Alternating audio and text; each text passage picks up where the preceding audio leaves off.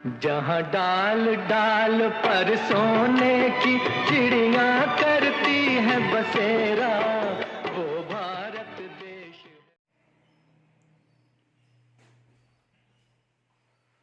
दोस्तों नमस्कार, वरुण आईएएस में आप सभी का स्वागत है। आज हम लोग अनुपात तथा समानुपात चैप्टर के अंतर्गत अगले क्वेश्चन को देखेंगे, सीखेंगे। इससे पहले जो भी व्यक्ति, जो भी विद्यार्थी मेरे चैनल पर नए हैं, वे लोग चैनल को सब्सक्राइब कर लें, अच्छा लगे तो लाइक करें। इसी के साथ आइए हम लोग आज की सिलसिला शुरू करते हैं और सीखते हैं। हम लोग हमेशा ही सूत्रों से बचेंगे, यानी कहने का मतलब ये हुआ कि हमें सूत्र का प्रयोग नहीं करना है, हम लोग को व्यवहारिक तरीके से और जल्दी बनाना है क्वेश्चन को। तो आइए हम वही तरीके बताते हैं कैसे हम लोग जल्दी से सॉल्व आउट करें।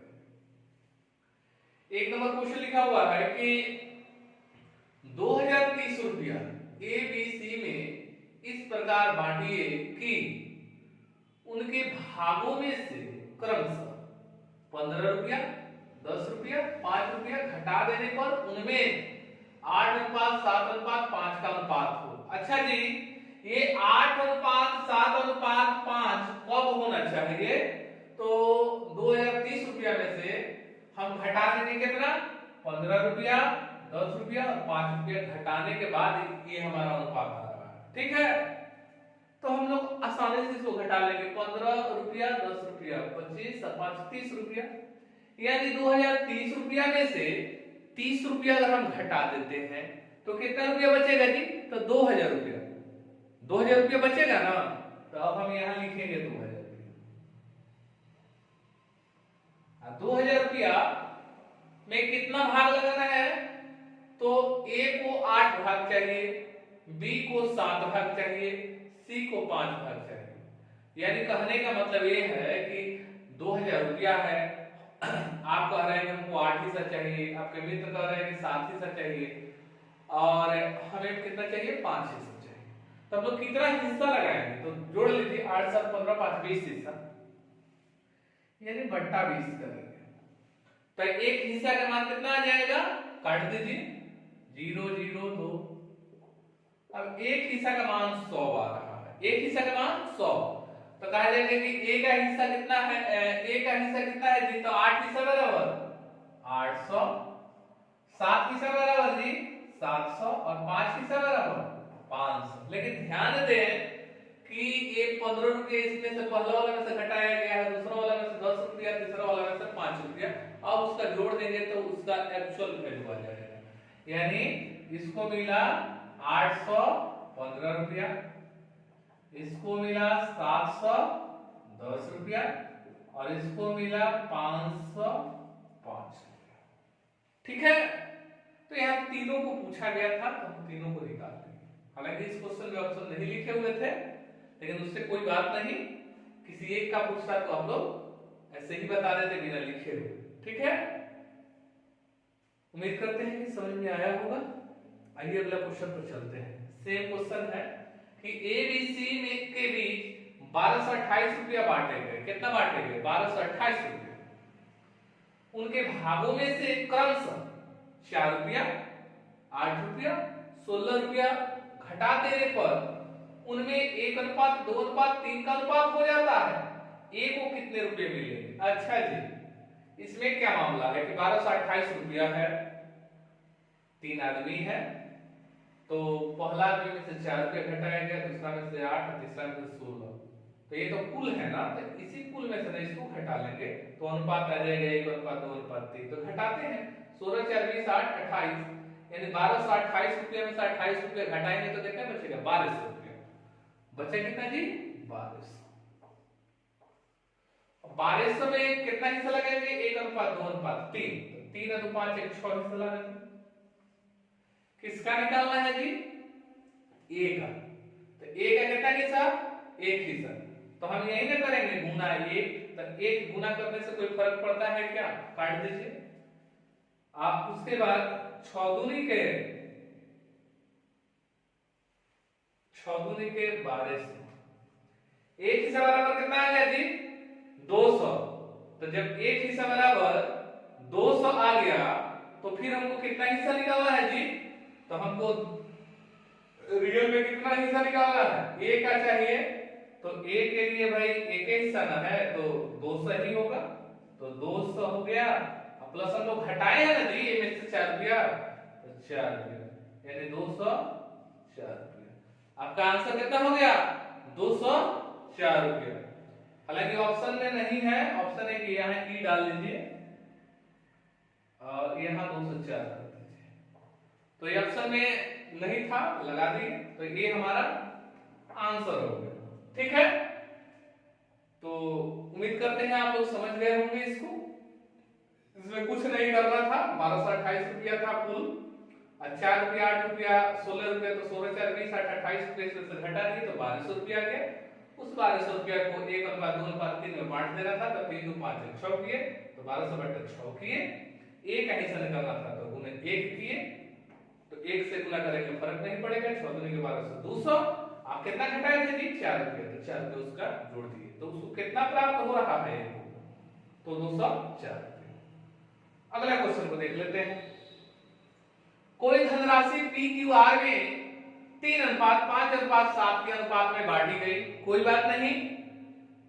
यदि क्यू का भाग 1500 रुपया है, हाँ जी क्यू का भाग, अच्छा तो पी का भाग कितना है? 3 हिस्सा, क्यू का भाग 5 हिस्सा और आर के भाग 7 हिस्सा है ना जी। हमको दिया है क्यू का भाग, तो क्यू का भाग कितना हिस्सा जी? तो क्यू का हिस्सा में देख लीजिएगा बाबू, तो 5 हिस्सा है। यहाँ दिया है रुपया में 1500, इसका मतलब है ना कि 1500 जो रुपया है वो 5 हिस्सा के बराबर है। कितने हिस्सा के बराबर है? 5 हिस्सों के। तो बट्टा 5 करेंगे तो 1 हिस्सा के माना है। अगर कहेगा ना ए का हिस्सा बताइए तो उन्हें 3 कर देंगे। अगर कहेगा कि ना हमको सी का हिस्सा बताइए तो उन्हें 7 कर देंगे। अगर कहेगा कि ना अच्छा एबीसी हम बोल दिए हैं, कोई बात नहीं है, पी क्यू आर है। अगर कहेगी ए का हिस्सा बताइए तो पी का हिस्सा बताइए तो उन्हें 3 करेंगे। अगर ए कहेगी सी का हिस्सा बताइए तो उन्हें 7 करेंगे। अगर हमसे ये पूछे कि पी और क्यू का अंतर बताइए तो 5 में से 3 गया, उन्हें 2 करेंगे। अगर हमसे ये पूछे कि पी तथा आर का अंतर बताइए तो 7 में से 3 गया 4, तो उन्हें 4 करेंगे। बातें समझ में आ रही है? क्वेश्चन को आइए पढ़ते हैं हम लोग। लिखा हुआ है पी और आर के भागों में अंतर ज्ञात कीजिए। तो पी और आर का भाग, इसमें अंतर ज्ञात करना है, तो इसमें अंतर कितना है? तो 7 में से 3 गया 4, डायरेक्ट अनुपात घटा लीजिए। 5 तिया 4 तिया 1200, तो 1200 का आंसर हो गया। क्लिक कीजिए यहां। ठीक है, आइए अगला क्वेश्चन को देखते हैं हम लोग। लिखा हुआ है कि 3 कक्षाओं में 4:5:3 के अनुपात में छात्र थे। ठीक है, ये एगो कक्षा है, दूसरा कक्षा है, तीसरा कक्षा है। तो 3 कक्षाओं में 4:5:3 के अनुपात में छात्र थे, कोई बात नहीं। प्रत्येक कक्षा में 15 छात्र और बढ़ गए, माने प्रत्येक कक्षा में इसमें भी 15, इसमें भी 15, इसमें भी 15, तो जिससे उनका अनुपात 5:6:4 हो गया। अच्छा नहीं, तो अनुपात बदल गया। एक बात हम ऐसे करते हैं, लिख लेते हैं 4:5:3, ये पहले का अनुपात था। 15 बढ़, प्रत्येक में 15 की वृद्धि होने के बाद अनुपात हो गया 5:6:4। ये 15 बढ़ने के बाद, तो सब में 15 बढ़ा है, इसका मतलब है कि इसका अंतर, दोनों के बीच का अंतर 15 होगा। घटा के देख लीजिए, 5 में से 4 गया 1, 6 में से 5 गया 1, 4 में से 3 गया 1। अंतर कितना है? 1 का। सब जगह बराबर है ना बाबू, यहाँ भी 1, यहाँ भी 1, यहाँ भी 1। इसका मतलब है कि एक हिस्सा का मान हमारा 15 है। तो कह रहा है हमसे कि प्रारंभ में तीसरी कक्षा में कितने छात्र थे? तो प्रारंभ में प्रथम क्लास में 4 हिस्सा छात्र थे, दूसरे क्लास में 5 हिस्सा छात्र थे और तीसरे क्लास में 3 हिस्सा छात्र थे। ठीक है, तो हमसे पूछ रहा है कि तीसरे कक्षा में कितने थे? तो जब एक हिस्सा बराबर 15 तो तीन हिस्सा बराबर 15 तिया 45। तो आपका आंसर हो गया 45। कितना आंसर हो गया? 45। हम कैसे समझेंगे? एक हिस्सा बराबर 15 तो 3 हिस्सा बराबर 45। 45 कहां है? क्लिक कीजिए, आंसर हो गया। अगर आपसे ये पूछता कि दूसरे कक्षा में कितने छात्र थे तो 15 5 75। अगर पूछता कि प्रथम क्लास में कितने छात्र थे तो 15 चौका 60। समझ गए ना? अगर हमसे ये पूछ देता कि कुल कितने छात्र थे तो आराम से अनुपात जोड़ देते, 4 5 9 9 3 12। 12 में 15 से यानी 12 डेढ़ 18 यानी 180। कुल छात्र कितना हो जाएगा? 180। तो हम ऐसे कर देते, ठीक है। अभी आप लोगों को मन में आ भी रहा होगा कि सर इससे क्या नहीं निकल सकता है, तो हम तो कहेंगे कि निकल सकता है, लेकिन कहने का मतलब है कि जब आसानी से बोतल से घी निकल जाए तो टेढ़ा करने की क्या आवश्यकता? यहां से भी निकल जाएगा, लेकिन इस समय में 15 15 15 बढ़ के आएगा, यानी 15 इसमें भी बढ़ के आएगा, 15 इसमें भी बढ़ के आएगा, 15 इसमें। आइए देखिए लेते हैं। एक हिस्सा बराबर 15 तो 4 हिस्सा बराबर 60। ऐसे 15 बढ़ा है ना, तो घटा लीजिए तो कितना आ गया? 45 आ गया ना। चलिए ठीक है। तो इसी के साथ आज की क्लास संपन्न होती है।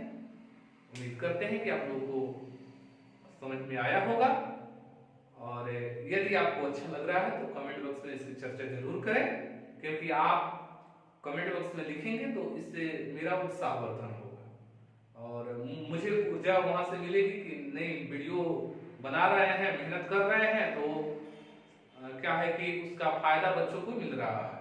तो आप लोग वहां चर्चा कीजिएगा, तभी मुझे जानकारी होगी। तो इसलिए आप लोग को अच्छा लगे तो बिल्कुल चर्चा कीजिए कमेंट बॉक्स में, ठीक है।